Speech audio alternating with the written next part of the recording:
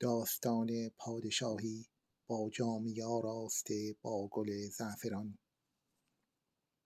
قسمت اول. بیعت در کوفه.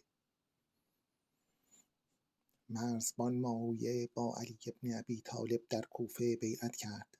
دست علی خشک و پینه بسته بود و بوی خاک کوفه را می‌داد. علی لحظه‌ای به او نگریست. چشمان علی سرد و سخت بود و گفت: پیمان عبدالله ابن عامر را نگهدار، مرو را نگهدار و خودت را هم نگهدار.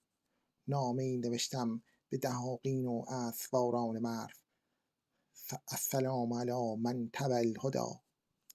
ماهویه نامه را گرفت، اما در همان لحظه دریافت که دیگر هیچ چیز را نمیتوان نگه داشت.